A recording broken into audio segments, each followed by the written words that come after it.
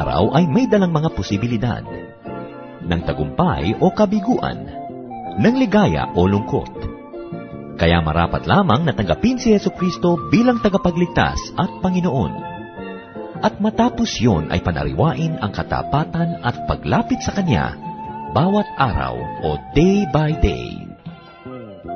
Ang day by day ay naglalayong umalalay sa pang-araw-araw na pamumuhay Kristiyano.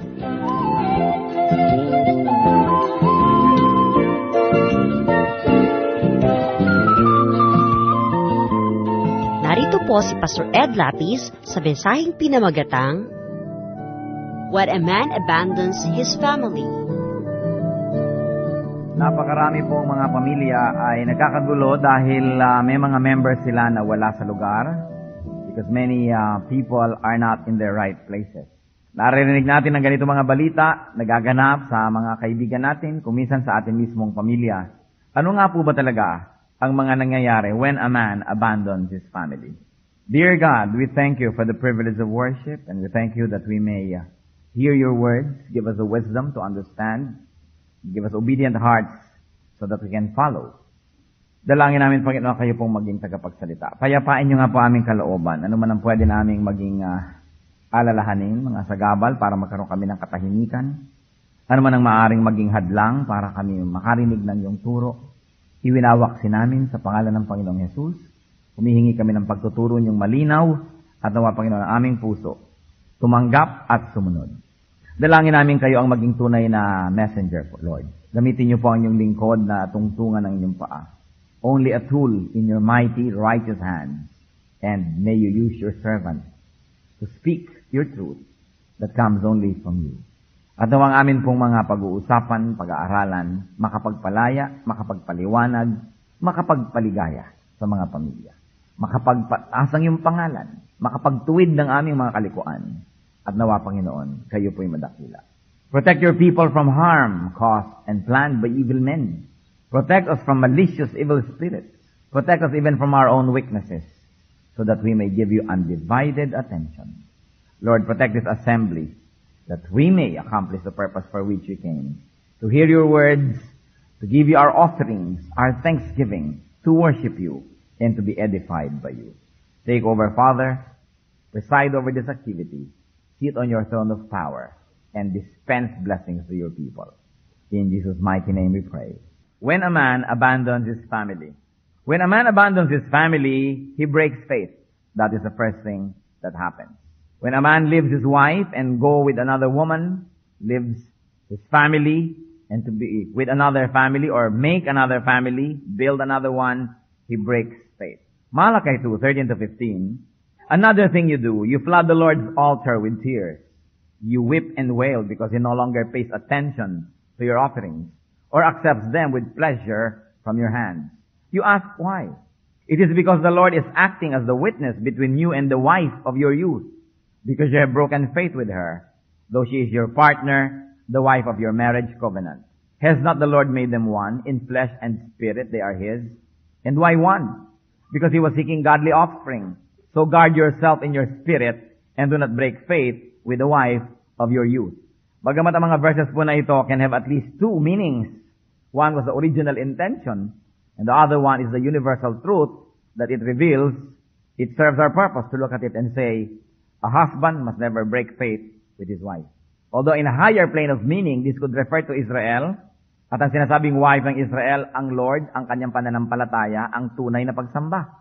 Sapagkat laging inihahantulad ng Panginoon ang kanyang relasyon sa tao through the image of man and woman being husband and wife. Kaya ang tawag nga sa church, bride ni Lord. No? At siya ang ating groom.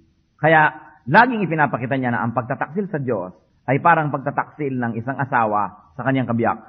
At kung babalagtarin natin yon, ang pagtataksil sa iyong kabiyak ay parang pagtataksil din sa Diyos. Sapagkat kung ano ang relasyon ni Kristo sa kanyang iglesia, yun ang relasyon ng isang lalaki at isang babaeng ikinasal at mag-asawa na. So marriage is faith. And when a man abandons his family, he breaks that faith. In the same manner that when you abandon God and go after other gods, you break faith with our true God. So parallel yan. When a man abandons his family, he is like a hired hand. Para lang siyang isang bayarang katulong. Ibig sabihin, no concern. So John 10:12, the hired hand is not the shepherd who owns the sheep. So when he sees the wolf coming, he abandons the sheep and runs away. Then the wolf attacks the flock and scatters it. Ang isa daw lalaking iniiwan ng kanyang asawa at mga anak ay tulad din ng isang bayarang katulong na nag-aalaga ng mga tupa. Pag dumating ang panganib, iniiwan. So pag nanganib na yung pamilya, nagkaroon na ng gulo, nagkaroon ng problem, iniiwan. Pag nagkaroon na ng parang promise of a nicer pleasure, better situation elsewhere, iniiwan ng pamilya. Ang gumagawa lang daw po nun ay yung hindi tunay na may-ari, kundi yung bayaran lamang. Because the true shepherd will always stay with his flock no matter what. When a man abandons his family, obviously he neglects his wife. He displeases his wife. And a man marries a woman to please her, not to displease her. Kaya nga, sabi ni Paul, sa 1 Corinthians 7:33, a married man is concerned about the affairs of this world, how he can please his wife.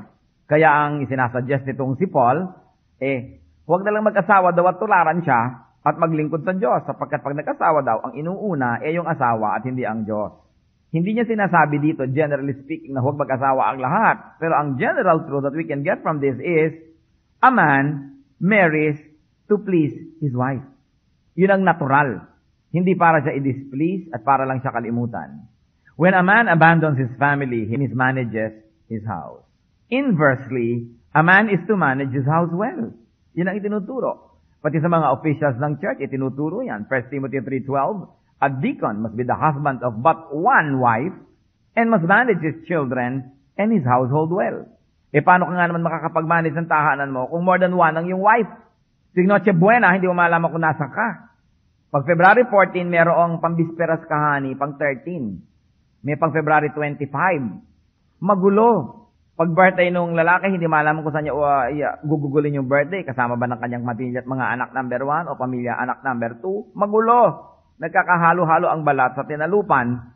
Kaya sabi dapat, kailangan you must be the husband of one wife. A married man is to be under control, to be temperate. Titus 2:2 teach the older men to be temperate, worthy of respect, self-control, and sound in faith, in love, and in endurance. Meron naman kung kailan tumanda at saka pa nagmurang kamyas, at kakanta pa ng bakit ako mahihiya. Dapat kang mahiya. Na kung kailan matanda na ang kalakalad ka mga 14 anyos, 15 anyos, nakakaya talaga yon, no? So sabi, turuan ng mga may edad na lalaki na maging mapagtimpi. At sinasabi ni Paul, kung hindi kayo makapagpigil dahil sa inyong mga pangangailangang pisikal, di mag-asawa kayo. Ibig sabihin, kung may asawa ka na, meron ka ng pagbubuhusan ng lahat ng iyong init, ngit-ngit, at lahat ng iyong gustong ibuhos mo na, pero hindi ka na dapat magkaroon ng iba pa, you have no more excuse because you already have a wife. Sabi, do not break faith with the wife of your youth. So a married man is to grow old with his original wife. To grow old with. Hindi yung you grow old elsewhere and when you're already old, that's when you return. Hindi yun ang pinag-uusapan, pero kung talagang tatanggapin ka pa rin naman, patatawarin, edi sige, umuwi ka. Pero ginugol mo na lahat ang lakas mo sa iba, ang lahat ng pera mo, at kung kailan umalis-alis kang parang ubas, ngayon mukha kang prunes, babalik-balik ka ngayon sa wife mo. Pa-facial ka ng pa-facial para magmukha ka kaling ubas. Proverbs 5:18, may your fountain be blessed, and may you rejoice in the wife of your youth. A husband is to rejoice in the wife of his youth, not in the youth of his wife. Yung iba kasi ang gusto lang sa wife nila yung youth. So pag tumanda na yung asawa, humahanap na ng ibang youth. Ang sabi, you must rejoice in the wife of your youth. Minang bata ka, pinakasalan mo na yan, kayo na hanggang libing. Hanggang bawiin kayo ng lupa. Kayo na. It's important to realize this. That marriage is a big responsibility. Hindi pwedeng parang disposable. Ayoko na dito, ito naman. Ayoko na dito, ito naman. When a man abandons his family, he exasperates his children. Bakit? Siyempre, ang mga bata napapabayaan. Nagkakaroon ng mga jealousies with the other family. Nagkakahati-hati ang attention. And tinuturo pa naman sa mga ama, do not exasperate your children. Ephesians 6:4, fathers, do not exasperate your children. Instead, bring them up in the training and instruction of the Lord. At kung babalikan po natin yung sinasabi that the deacon must manage their house well, nakikita nyo that men are expected by the Bible to manage their houses, their homes. Hindi lang yung asawa. Hindi lang ang trabaho ng lalaki mag-entrega, tapos babae na ang lahat. Siya na ang magmamanage, siya na ang magmamagic no? Kung paano pagdudugtungin yung hindi magkadugtong to make both ends meet. Sabi, a man must manage his house. So, hindi pag may problema ang anak, sasabihin ni lalaki sa asawa, Mami, ikausapin mo yung anak mo. Sabi, the father must manage his house. And if you are not in the right place, your right place will be empty. Then somebody not suited for that right place will have to take your place. Therefore, it is a second and a poorer substitute. Dapat mga tatay nagdidisiplina sa bahay, nagmamanage sa kanyang tahanan, nangunguna. Hindi lang siya wage earner. And even now, pati mga babae naman ay kumikita na rin. So pareho na lang tabla. Hindi pareho na lang kayong kumikita. Pag uwi nyo, si babae, lalo't kung wala namang mga katulong, pareho lang kayong pagod, si babae ang dadaan pa sa talipapa, mamimili pa, supermarket, kung saan man. Luto ng luto habang nangunguyako at nagjajaryo at nagtitibi naman si husband. Luto na ba ang tagal? Hindi man makapagpitpit ng isang bawang. At pagkakain, siyempre, ang babae naman naghahain, nagliligpit, ligpit ngayon si babae, siyempre, magtitibi na naman si lalaki. Hindi ka pa ba tapos? Diba? Ang tagal. Si lalaki naman hihiga-higa na, inaantay na naman si asawa to take her another role. Nagbababad pa ng mga labada, diba? At kung ano-ano pa, halika na, ang tagal mo naman. Sa umaga, si babae uli lahat, tapos pagsakay nila lalaki sa kotse, busina ng busina, Mami, ang tagal-tagal mo. Siyempre, sinasarapan niya yung bahay, binubunot pa niya yung plancha, kung ano-ano pa pinagagagawa niya, siyempre, kaya siya natatagalan. Kung tinutulungan ba naman yan, imbes nagbubusina ka lang. You know, yung men natin sa Pilipinas, sobrang spoiled. Sobrang spoiled. We really have to re-study what life means and how the Lord and how the Bible can make everyone's position better and stronger. When a man abandons his family, he is worse than an unbeliever. No matter how he insists on believing in God, when he abandons his family, wala siyang right sabihin na naniniwala siya sa Diyos. Sapagkat ang Diyos ang inuutos, hindi mo dapat i-abandon ang iyong family. Iba naman yung nagkamali ka minsan, isang araw, isang gabi, nagkamali ka, pero abandonin mo, ibabahay mo yung iba, tatalikuran mo lahat ng mga pananagutan mo na parang walang nangyari, tapos sasabihin mong naniniwala ka sa Diyos, kandidato kang tamaan ng kidlat. O kainin ng lupa. 1 Timothy 5:8, if anyone does not provide for his relatives, and especially for his immediate family, he has denied the faith, and is worse than an unbeliever. Masahol pa sa hindi mananampalataya ang lalaking iniiwan ng kanyang pamilya at hindi niya pinapamilya ang dapat niyang pamilyahin. Hindi niya binabalikat ang dapat niyang balikatin at hindi niya binibigyan ng pangangailangan ng kanyang mga anak. Siyempre, provision includes all needs. Basic, yung mga food, shelter, clothing. Pero hindi lang yon. Akala kasi ng maraming kalalakihan sa ating bayan, pag nakapagbigay na sila ng food, clothing, and shelter, macho na sila, tatay na sila. But we also have to provide emotional and for the emotional and psychological needs of our children. Nakita niyo po, hindi lahat, pero maraming mga batang babae, pag lumaki na laging wala ang ama sa bahay, o lumaking walang ama, anong nangyayari buong buhay? Hanap ng papa. Halipat-lipat kung kani-kaninong papa. Usually, yung papa ng iba, asawa ng iba. Kasi naghahanap sila ng father figure. Pag nakakita sila ng parang magandang provider yun magandang masasandalan, yun ang ngayon ang aagawin. Kasi lagi nilang pinipilit ngayong punan yung kakulangan na hindi naibigay sa kanila ng kanilang sariling ama. Kaya pag kami mga babaeng nakakalimaan na palit na ng partner, hindi pa ba tahimik, pag pinag-aralan mo, kinulang ng pag-ibig ng ama. Kaya habang buhay, the heart is a lonely hunter. That's why it is important for fathers to be present para ma-provide na nila ng need yung mga daughters nila especially. No? Para hindi naghahanap lagi ng papa. Kasi nabusog naman nagkaroon naman ng bata pa. Alam niyo po yung ating mga kagutuman at kauhawan ng tayo bata, kadalasan buong buhay, wala kang ginagawa kundi takpan lang yun ang takpan. Kaya mahalaga na hindi masugatan yung mga bata habang maliliit. The first 7 years, the first 10 years, busugin ng pagmamahal, ng mga atensyon. Kasi pag doon sila kinulang sa panahon na yon, habang buhay, walang ginawa kundi maghanap. Huwag namang gawing excuse ka na yung mga daughter ngayon na hanap ng kanilang papa at sisig yung mga magulang nyo. Diba? Kasi meron din tayong sariling bait. Lalo at Kristiyano ka na, alam mo ng salita ng Diyos, ano man ang pagkukulang sa'yo ng planeta at ng buong humanidad, mapupuno yan ni Kristo. Kaya merong pag-asa kahit na kinapos tayo noon, hindi lagi niyong sisisihin yung nakaraan at lagi kayo maniniwala kay Freud na dahil kinapos ako nung bata ako, therefore ganito ako ngayon. No, if anyone is in Christ, he is a new creation. The old is gone, the new has come. Kaya hindi na tayo dapat excuse sa sarili, maging na tayong mayroong pananagutan at manindigan sa tama. So a father is to provide for his children. 2 Corinthians 12:14, children should not have to save up for their parents, but parents for their children. Children, huwag niyong gawing memory verse to, ha? Alam niyo kung bakit ito sinabi ni Paul, drama lang. Mahilig si Paul doon sa dramatic contrast. So sinasabi niya, o yung mga magulang na sobrang umasa na sa anak, iniasa na lahat, ang liliit pa ng mga anak, tagapaghanap buhay na. Lagi siya sabi, hoy, may utang na loob ka sa akin, kailangan buhayin mo ko. Ang sinasabi ni Paul, aba, kung merong dapat maging responsable between the two parties, dapat mas responsable yung magulang to the children rather than the children to the parents. But it is only a dramatic and poetic contrast and not to be taken at face value na hindi dapat pagtatulungan ng anak ang kanyang magulang. Ang sinasabi lang dito, kung merong talagang higit lalong tumutulong between parents and children, it must be the parents to the children and not really the children to the parents. Kasi bata pa yung mga yan eh. Sabi ganon. Pero siyempre, alam niyo naman, dumarating ang panahon na re-reverse yan. Pagka magulang na natin ang nag-second childhood. Pati tayo naman ngayon yung mature. So, nababaligtad. Ikaw naman ngayon ang tumatangkilik sa iyong magulang. So, don't take it at face value because Paul is very, very fond of using contrasts only to emphasize a point. Parehong may pananagutan sa isa't isa, pero kung merong higit na dapat managot, yung magulang. Yan ang sinasabi ni Paul. Kaya mahalaga na isipin natin yan. Ang mga magulang talagang dapat mag-provide sa mga anak. And of course, when a man abandons his family, he incurs God's wrath. Lalo't iniwan ang asawa na ng lubos-lubos. Malakay 2:16, I hate divorce, says the Lord God of Israel. So guard yourself in your spirit and do not break faith. Siyempre, ang napaka-original context na naman yan is the divorce between God and His people. Pero once more, the parallelism is the relationship between God and His people is the same as the relationship of a husband and wife. And the Lord says, I hate divorce. Kung yan na, yung napangasawa mo, pakyaw na, yan na yun. Hindi ka pwedeng mamili. Di-divorce ko kasi malakas maghilik. I-divorce ko kasi yung paa, hindi ko gustong amoy. I-divorce ko kasi ganito, kasi ganyan. Eh yan ang napangasawa mo, walang pilian, pakyawan yun. Kaya dapat, dibdibin na. At alam nyo, pag dinibdib ng taong, ito na talaga yung asawa ko all my life, hahanapan nyo na ngayon yan ng mga katangian imbes kapintasan. Kasi kung gusto nyo hiwalayan, ang hahanapin nyo kapintasan to give yourself the excuse.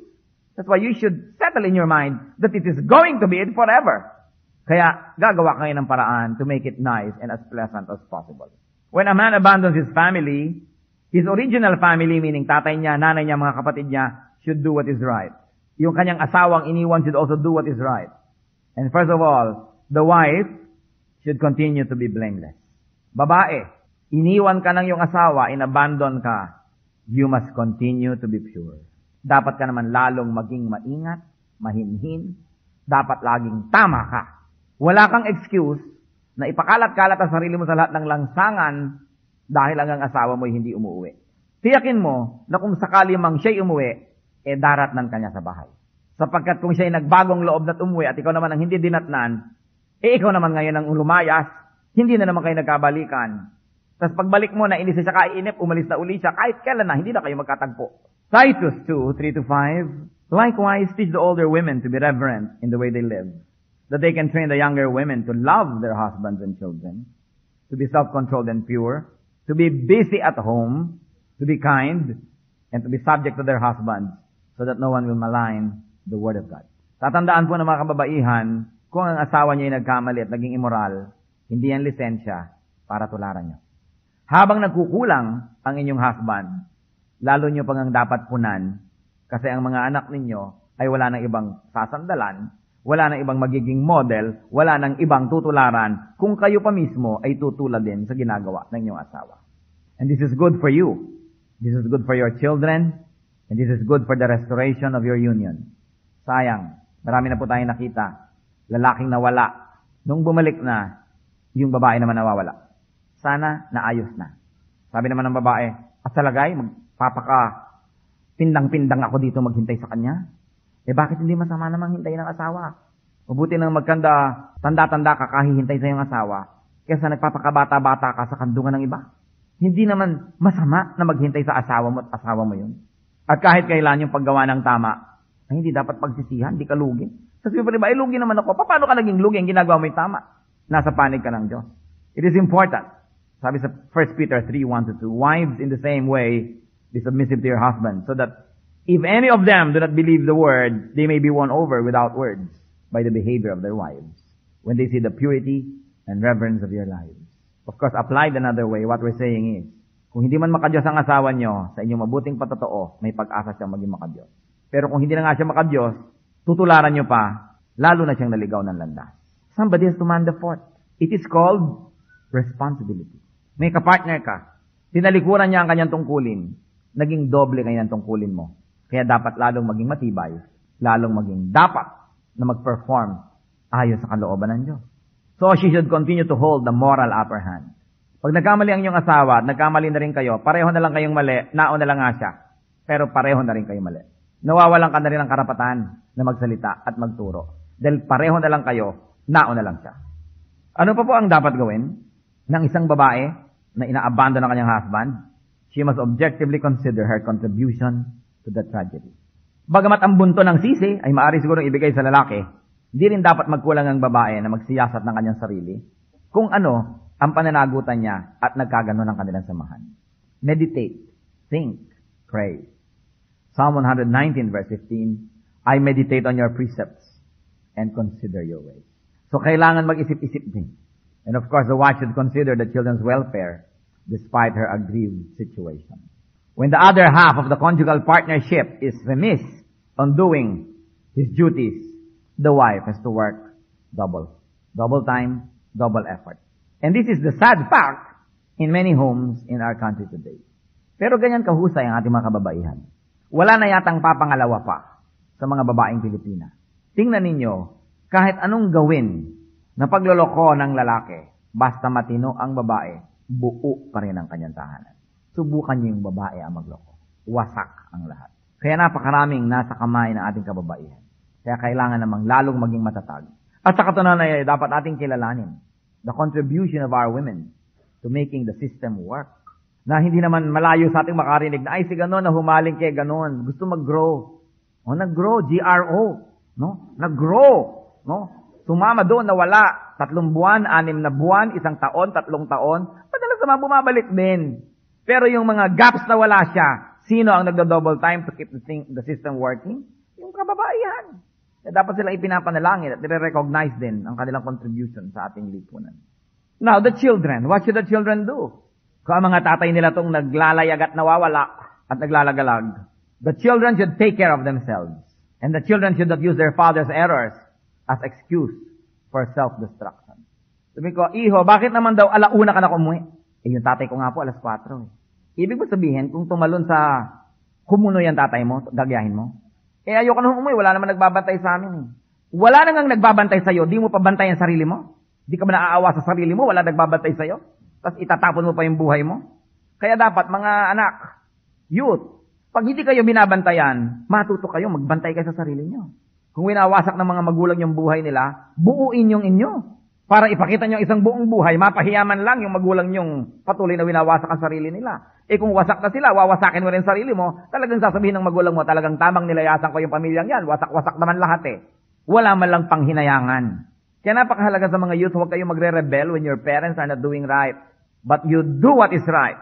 And if they have to be shamed so that they will correct their ways, let them be shamed. But whether you want to shame them or not, the important thing is, you've got to have a life and you've got to take care of it. Because this is your life. Merong mga anak naman, mas sasaktan lang nila ang magulang nila, winawasak ang sarili. Para gantihan yung magulang, saktan ng magulang. Kung namatay na yung mga magulang nyo, buhay pa kayo, di wala na kayong sinasaktan. Pero durug-durug at giba-giba na rin kayo. Kayo na ngayon ang kawawa. Be wise. I always tell children of dysfunctional families, be wise. Kung winasak ng mga magulang nyo ang buhay nila, buuin nyo ang sa inyo. Hindi yung gagayahin nyo pa sila, mas malala pa kayo. Sino magdadala niyan? Buhay niya yan. Kayo rin ang magpapasan ng lahat ng yan. It is important that the children show their elders the right way. Now, ano naman ang dapat gawin, Nicola Sisi? When a man abandons his family, the newfound partner should be afraid because she is committing adultery. She is depriving a child or children. She is depriving a wife. Alam niya na yung mga kulasisi, magaling talaga yung mambola, kaya talagang nakukuha niya lahat ng importanteng days. Yung mga kulasisi, kumisan, alam nila ang tama nilang lugar. Sila ang pang February 13 o 15. Pero sa katalinuhan ng mga yan, mamaya, naaagaw na nila yung 14. Mamaya, December 23 sila o 26, mamaya December 24 na sila. At ang mga kulasisi, ang kakapal, mamaya, nagsiselos pa. Aba, wala kayong kapata magselos kaya itong nangaagaw. No? Kung selos-selos pa. Pag uuwi na sila laki sa tunay niyang pamilya, may mga palungkot-lungkot pa. Patingin-tingin, papunas-punas sa mga mesang malungkot-lungkot. Drama yon. Kahit ikaw ang lalaki, alam mong nagdadrama ito.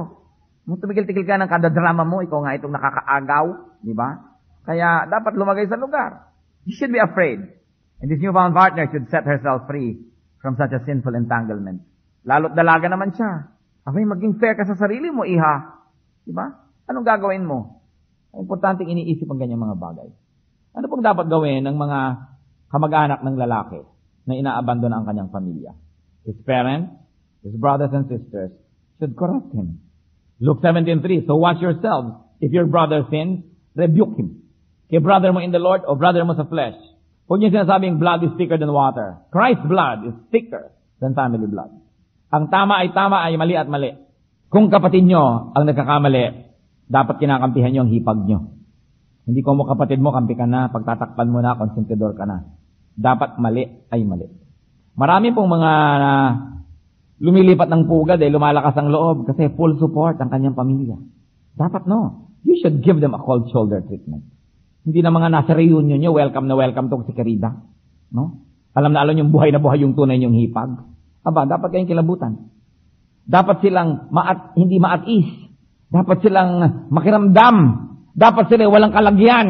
No? Para sila ay lagi na lamang na nakikisama at nakikiramdam at nang mapag-isip-isip nila na dapat nilang uwakasan ang kanilang kaululan. Hindi yung at home at at peace na at peace. The family of the man must correct him and they must help the original wife and family.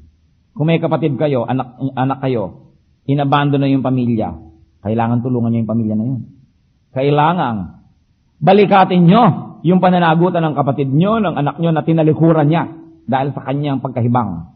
Kailangan hindi malayo ang loob sa inyo ng inyong mga pamangkin, ng inyong mga apo. Kaya kailangan nasa tama tayong lugar. Mahalaga yun. And of course the church, all of us, should make a clear stand. That we Christians, we the church love the offenders, but teach, counsel, and guide them into correcting their lives. There is no place for such a relationship. Kailangan hinahabol sila ng guilt, hinahabol sila ng correction, hanggang mapilitan sila kung kailangan silang pilitin na itama ang kanilang buhay.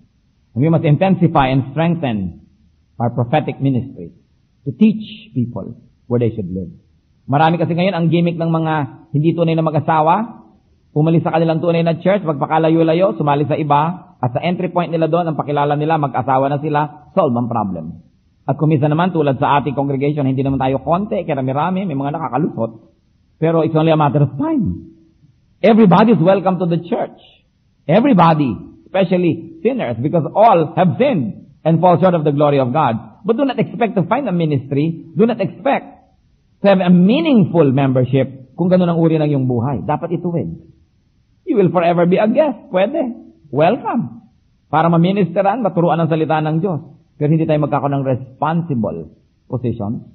Hindi tayo magkakaroon ng ministries kung hindi natin itutuwid. And one more thing, society should not stigmatize the abandoned woman.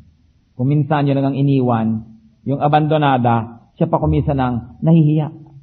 Kaya po sa ating church, we gave them a name. Diba? Meron tayong mga I Will Survive Camp and Retreat. Natawag natin silang Women of War. Then kung iniwan sila ng asawa, something's wrong with the husband. At kung napag-isip-isip na nila yung sarili nila, what also is wrong with them, at naituwid na nila ang sarili nila, hindi naman sila binabalikan, anong gagawin? Accept them for what they are right now. Ang problema rin kasi po sa churches, kuminsan, meron tayong ministries for women, pero ibig sabihin, these are for happily married women. So anong nangyayari na ma-marginalize yung mga unmarried, yung mga separada, yung mga abandonada, na they have to pretend going along with the other women whose husbands are with them side by side, samantalang sila wala at naiwan. That's why we have a special ministry sa mga abandonada. And by giving it a name, we are dignifying their existence and their role in the church. Hindi na sila kailangang magtago sa mga dilim-dilim. Nasaan ang asawa mo? Nasa US. 17 taon na, nasa US pa. Sister, get real. No? Yung okay lang, you may unmask yourself and tell us that this is your situation, you're welcome here. You know, lahat tayo sugatan. Lahat tayo survivors. Hindi mo kailangang takpan ng kung ano-anong may kapang sugat mo. Buksan natin yan at pagtulong-tulungan natin yan na pagalingin. Because kung sa church kailangan mo pang magpanggap, ano pang natirang lugar at na pwede natin puntahan where we can find rest.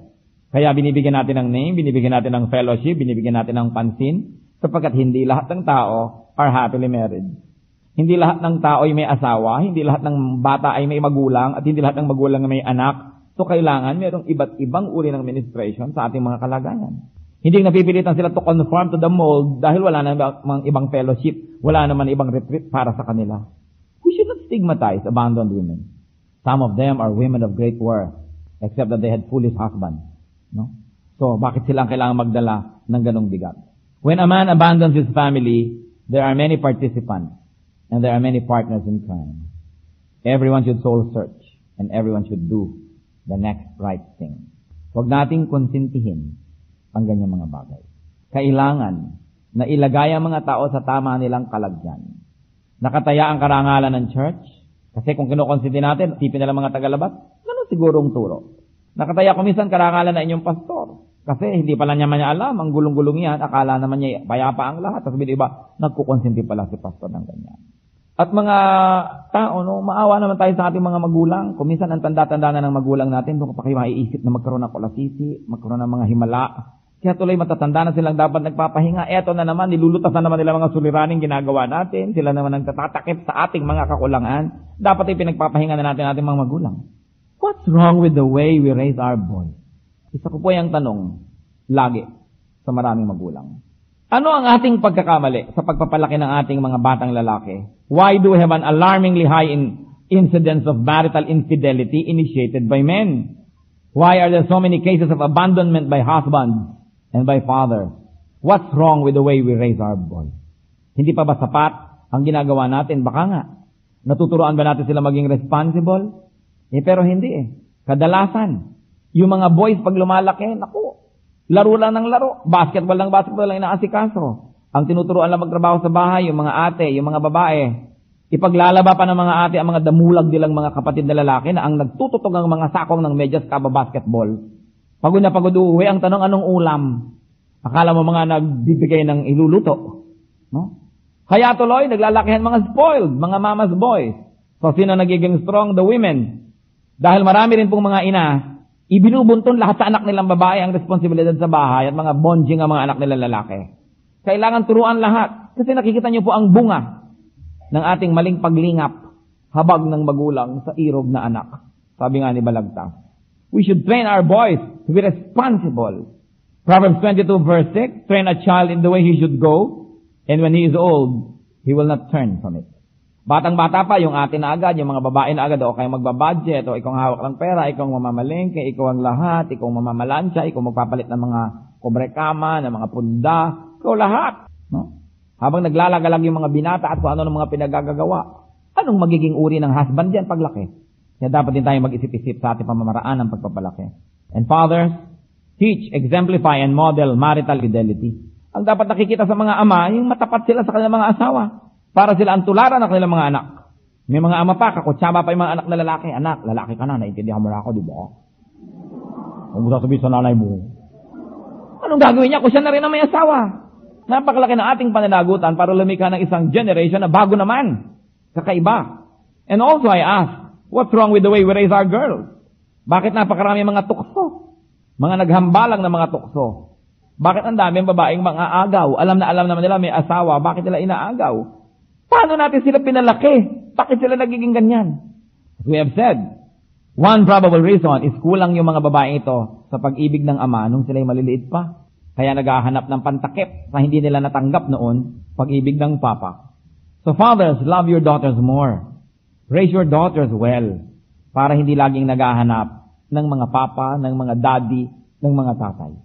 Kasi kung minsan, marami po sa ating kalalakihan, parang ang laking kapintasan if you're tender and nice to your children. No. Sapagkat nung idinidescribe ang ating Diyos, idinidescribe siya as Ama. Abba, Father. Ibig sabihin isang amang mapagkalinga, isang amang mapagmahal, isang ama na hindi nahihiya, hindi nag-aatubiling ipakitang umiibig siya sa kanyang anak. Alam niyo naman nung araw, ang mga magulang ay mga puon. Kulang na lang ilagay mo sa altar, takpan ng birina at dasalan. Hindi makapagpakita ng kanilang humanness. But we have to review our ways.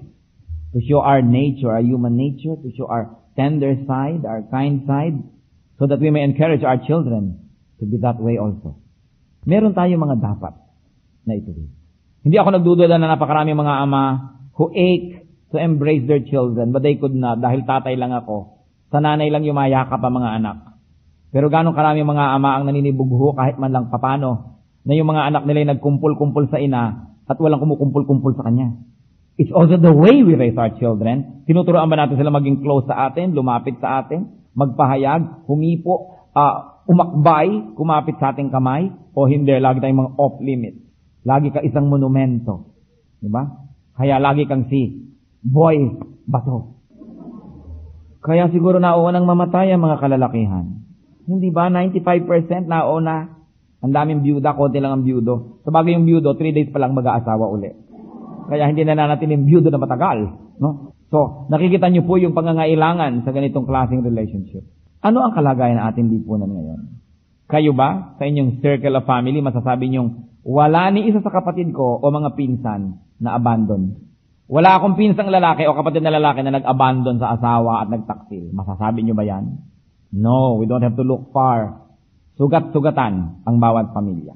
Malalim ang hapdi, madiin ang kirot dahil totoo. Anong kinalaman ng Panginoon dito? Anong kinalaman ng kanyang salita? Dapat nating i-apply. Kung nagkamali na nun, pagsisihan at ituwid ang pagkakamali. Mga kababaihan, kung kayo na may napagkamalian, kayo ay napagtaksilan, kalimutan na rin magpatawad. Ang kailangan natin is a brand new start. Meron tayong mga kakilala o nagkagulo ang pamilya nila 7 years ago. Hanggang ngayon, malayo pa rin ang loob nila kasi hindi nagpapatawaran. Alam nyo, dadaan pa yung next 7 years, malalayo pa rin loob niyan, hanggang kamatayan yan. It's a choice. Pero pwede rin nating piliin na magpatawaran, limutin na ang nakaraan, magpahugas sa dugo ni Kristo, at kung ano pa, at ilan pa ang araw na nalalabing ipahihiram sa atin ng Diyos, mapuno na ng kapayapaan at kaligayahan ng buhay natin, sapagkat yun naman ang gusto ng Diyos. Ang taong hindi marunong magpatawad ay hindi magiging masaya kahit kailan. Ang taong hindi marunong humingi ng tawad ay hindi rin magkakaroon ng kapayapaan. This is what we need. As we all gather here, brothers and sisters, I wonder how many of you have a first-hand experience sa pinag-uusapan natin. Asawa nyo, nagtaksilan kayo nagtaksil sa asawa. Magulang nyo, naghiwalay, nagtaksil sa isa't isa. O mga anak nyo, mga manugang nyo, nagkakataksilan sa isa't isa. Sino sa atin ang makakatakas sa pesting ito? Sa salot na ito? Pero salamat na lang merong Diyos. May pag-asa. Pwede pa tayong mabago. At pwede pa tayong magsimulang muli. Kung nasaktan kayo at nahirapan na noon, huwag nyo nang ituloy pa. Kung nasaktan kayo dahil kayo napagkamalian noon na they committed an error against you, habang di pa kayo nagpapatawad, patuloy pa rin kayo masasaktan. So stop the pain. And the only way to stop the pain is not to take revenge, but to forgive. Because when you take revenge, all the more that pain will go around, and all the more the people will be destroyed. Napakaganda ng Christianity. Itinuturo, hindi paghihiganti, kundi pagpapatawad. Kasi sa paghihiganti, dumadami ang naaapi, dadami maghihiganti uli. Pero sa pagpapatawad, naghihilom ang mga sugat, na isasara ang mga papapait na pahina ng aklat ng buhay. Nagkakaroon ng pag-asa. Sa inyo na mag-uumpisa pa lang ng mga pamilya. Sa inyong mga kabataan, mag-uumpisa pa lang kayo magkaroon ng asawa. Labis-labis na ang mga nakapaligid sa atin na nagkamali at nadapa para di pa kayo matuto sa kanilang mga pagkakamali. Sobra na para maging manhid tayo sa katotohanan na yon. At wala nang excuse para magkamali pa. We are surrounded by a great cloud of witnesses. We see lives falling apart around us. Huwag nyo nang gayahin pa. Anong kalagayan natin ngayon? Let us examine ourselves. Kung nagkaroon ng mga ganyang damages sa buhay natin, ano ang ating pananagutan? Maaaring may unang nagkamali, pero sa ating response, nagkamali rin tayo, lumala. Maaaring tayo yung nauna. But the Lord seeks restoration. And the Lord wants restoration for everybody. At kung dinadala natin ang lahat ng mga yan, it's not right dahil yan ay pinasanan ni Jesus sa kanyang krus. Lahat ng ating mga pagkakamali, lahat ng ating mga suliranin, dinala na ng Panginoon sa krus. Kaya hindi na dapat dalhin pa uli natin. Pag dinadala natin yan, nadadaya tayo. Because by His wounds, we are healed. If you continue to have a wound, then you are being deceived. Because by the wounds of Jesus, you have been healed. At ang pandaraya niyang si Satanas, lagi pa niyang sariwain yung sugat mo, pasakitin, bulukin, sapagkat ayaw kanyang sumaya. The devil comes only to steal, kill, and destroy. Jesus comes that we may have life and have it to the full. Kaya dapat yan i-charge na lahat kay Kristo.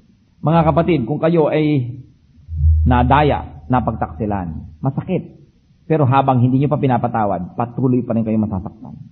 Kailangan bitawan nyo yan. Kailangan ibigay kay Kristo. At sa mga nagkamali naman, sa mga nagtaksil, humingi kayong tawad sa isang malinaw na paraan. Hindi yung binigyan nyo lang ng pakwan, akala nyo understood na sorry yun. Kailangan talagang humingi ka ng tawad. Tanggapin mo, nagkamali ka. And start again. And avoid a crooked life. Buti na lang our God is a God of second chances. So lahat may pag-asa. Panginoon, sa amin pong pag-aaral na yung salita. Sa pagbubulay-bulay namin ng mga katotohanan ito. Kayo nga po ang manggagamot na nilalapitan namin. Hatulan nyo ng lunas ang aming mga karamdaman. Inilalapit ko sa iyo, Panginoon, ngayon, very especially, ang mga wives, even husband, na nakarana sa pagtaksilan sila ng kanilang kabiyak. Lord, give them comfort. Give them grace to forgive. Ituro mo ang pagpapatawad. At sa mga nagkamalit sila ang nagtaksil, Panginoon, ituro mo ang kamalian ito at nawa. Sila ay humingi ng tawad sa iyo at sa kanilang kabiyak. Maging sa kanilang mga anak na naapektuhan at maring patuloy na naapektuhan. Sa mga hindi pa nag-aasawa dito, Panginoon, at binabalak nilang gawin ito at sila'y nakatakdang mag-asawa, ilayo mo, Panginoon, sa panunokso ng kalaban. Ipaalala mo sa kanilang maraming kalungkutan sa kanilang kapaligiran dahil sa ganitong uri ng kasalanan. At bigyan mo ng karunungan na huwag na mahulog dito sa ganitong klaseng mga bitag ang mga anak mo. We're also praying for children who are damaged by such infidelities in their families. Teach them to be wise, O God. That if their parents are not wise, that they should be wise themselves so they would protect themselves from all the errors of their elders. At naway huwag nang maulit pa sa kanilang pamilya. We reject the work of the devil in families, O Lord, where this has already become the habit, the custom, the tradition. And we put on the armor of the Holy Spirit to fight against this evil. Panginoon, kayong nakababatid ng kalagayan ng bawat isa. Descend upon us right now.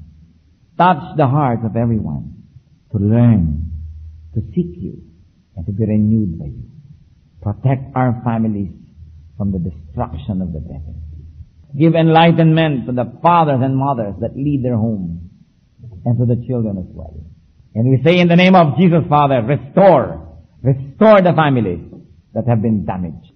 Bubuuin niyong muli, Panginoon. Walang imposible sa inyo. Walang imposible kung lahat kami susunod sa inyong mga turo. Humingi ng tawad at magpatawad, magsimulang muli. At sa mga hindi pa nadadamage, umiwas.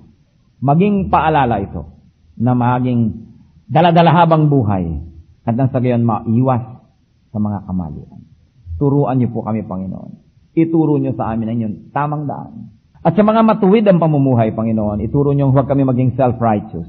Na kung kami may matuwid, salamat sapagkat ito'y grasya niyo na huwag naman kami, Panginoon, na makaarte na parang kami na lang ang tama.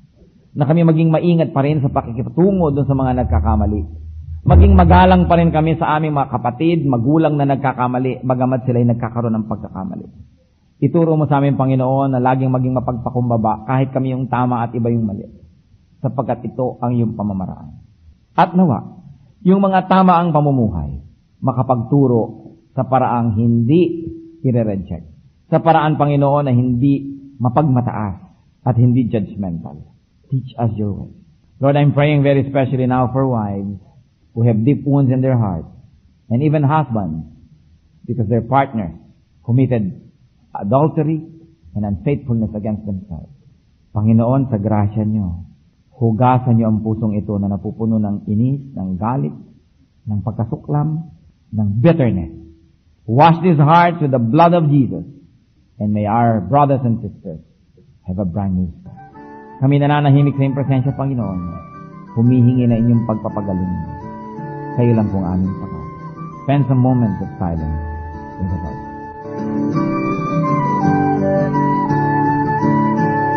Ang katatapos pong mensahe ni Pastor Ed Lapis ay pinamagatang,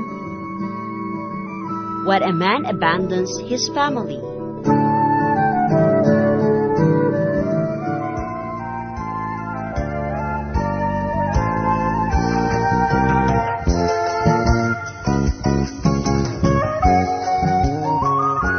Oras na po para pansamantalang magpaalam ang programang Day by Day.